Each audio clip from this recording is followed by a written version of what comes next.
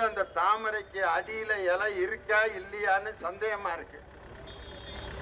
எடப்பாடி பழனிசாமி உண்மையிலே எந்த கூட்டணியில இருக்காருன்னு இன்னும் அதிமுக காரங்க எல்லாம் மொழி விதிங்கி போய் கிடக்குறாங்க. அண்ணே இப்ப எங்கடா போயிட்டு இருக்காரு அப்படின்னு கேட்டா, அவர் போயிட்டு இருக்காரப்பா, அவரு போறாரு. இது எப்படி இருக்குன்னா, வடிவேலு ஒரு படத்துல எண்ணத்தை கண்ணியாவும் வடிவேலு ஒரு ஜோக் பார்த்திருப்பீங்க. எண்ணத்தை கண்ணியா டாக்ஸி டிரைவரா இருக்கான். வடிவேல் வந்தானே, வண்டி வருமானே, ஒன்னும் வருன்னு சொல்லணும் அல்லது வராதுன்னு சொல்லணும்.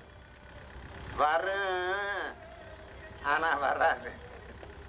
இப்படி சொன்ன பிறகு நம்பி அந்த வண்டியில ஏறிடுவாரு. ஏறின பிறகு நடக்கிற சம்பவங்கள் எல்லாம் பாத்தீங்களா? முதல்ல வந்து அந்த டிரைவர் கேட்பான், தம்பி அது எப்படி தம்பி எம்ஜிஆர் மாதிரி தக தக தக தக தகன்னு இருக்கு அப்படின்னு. யாரு? வடிவேலை பார்த்து.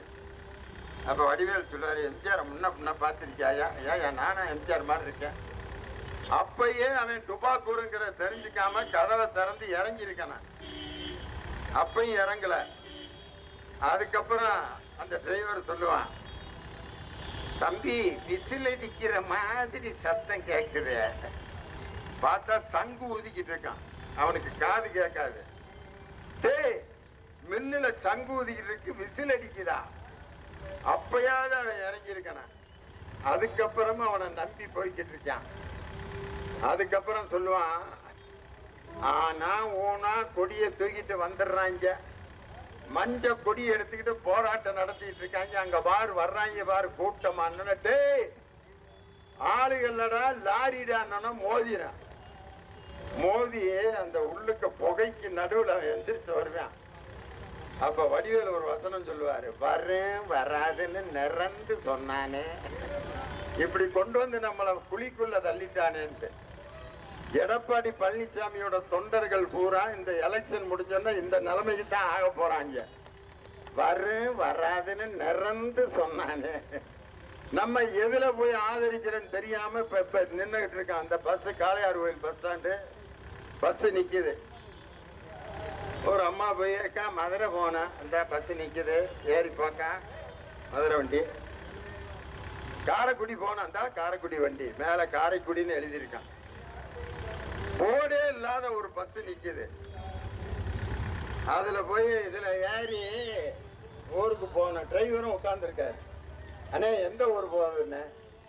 எங்க போறதுன்னு எனக்கே தெரியல, உட்காருங்க ஓட்டிட்டு போறேன், உங்க ஊர் வந்துச்சுன்னா இறங்கிக்கிறீங்க. இந்த டிரைவரையும் இந்த பஸ்ஸையும் நம்பி எவனாவது போவானா?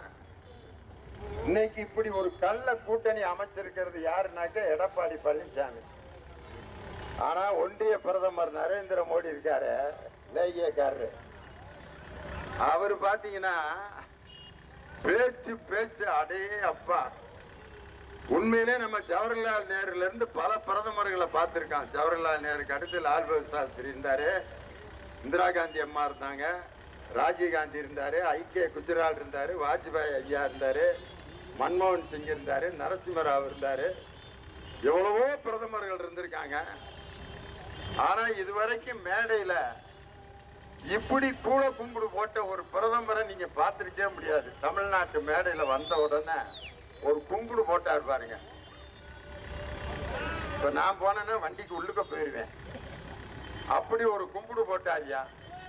இங்க பாருங்க, நான் சும்மா சொல்லல, ஆதாரத்தோட வந்திருக்கேன். இங்க பாருங்க, இப்படி ஒரு கும்பிடு ஒரு ஆள் போடுறாருன்னா இவர் நாட்டுக்கு நல்லது செய்வார் நினைக்கிறீங்களா? நாட்டுல ஒருத்தனை பார்த்து, நரேந்திர மோடி ஐயா நீங்க நேசிக்கிறதெல்லாம் எங்களுக்கு ரொம்ப சந்தோஷம், நாங்க கேட்கறத மட்டும் செய்யுங்க. தமிழ் மொழிய தமிழர்களை நீங்க நேசிக்கிறது உண்மையா இருந்தா தமிழ் மொழியை ஆட்சி மொழியா நீங்க மாத்துங்க. உண்மையிலே நீங்க தமிழ் மொழியை நேசிக்கிறீங்கிறத நான் ஒத்துக்கிறேன். ஆட்சி மொழியா வை. மதுரையில இருந்து சென்னைக்கு போற விமானத்திலேயே தமிழ்ல அறிவிக்க மாட்டேங்கிறேன். மதுரையில இருந்து சென்னைக்கு விமானத்துல போறேன் பூரா தமிழங்க, இங்கிலீஷ்லயும் ஹிந்திலையும் அறிவிப்பு கொடுக்குறான்.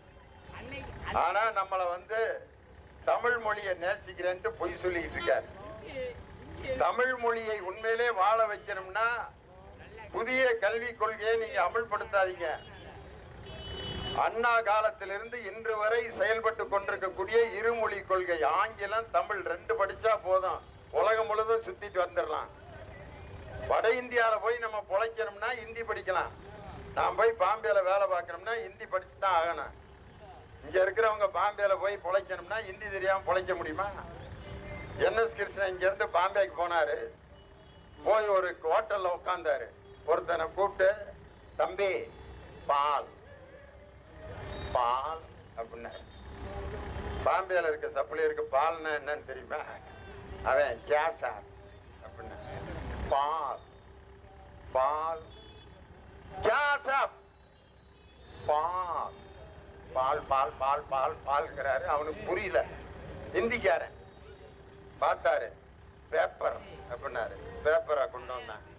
மாட்டை வரைஞ்சு, மாட்டோட மடியை வரைஞ்சு பால் அப்படின்னு பீச்சி காமிச்சிருக்க. அப்புறம் கொண்டு வந்துருச்சான் பாலை. 8 மணிக்கு கேட்ட பால் 12:30 மணிக்கு வந்து சேர்ந்துருக்கு. பாம்பேல போய் பொழைக்கணும்னா தூத்துங்கிற வார்த்தை தெரியணும். அப்பதான் ஹோட்டல்ல பால் வாங்கி சாப்பிட முடியும். ஹிந்திய படிக்கலாம், தேவைப்பட்டா படிக்கலாம். குஜராத்தி படிக்கலாம். நான் போய் அகமதாபாத்ல வேலை செய்யணும்னா குஜராத்தி படிக்கலாம். அதே மாதிரி ஒரிசால போனா ஒரியா மொழி படிச்சுக்கலாம், தேவைன்னா படிச்சுக்கலாம். ஆனால் நீ ஹிந்திய கட்டாயம் படிக்கணும் அப்படிங்கிற ஹிந்தி திணிப்பை எதிர்க்கின்ற ஒரே இயக்கம் திராவிட முன்னேற்ற கழகம் தான்.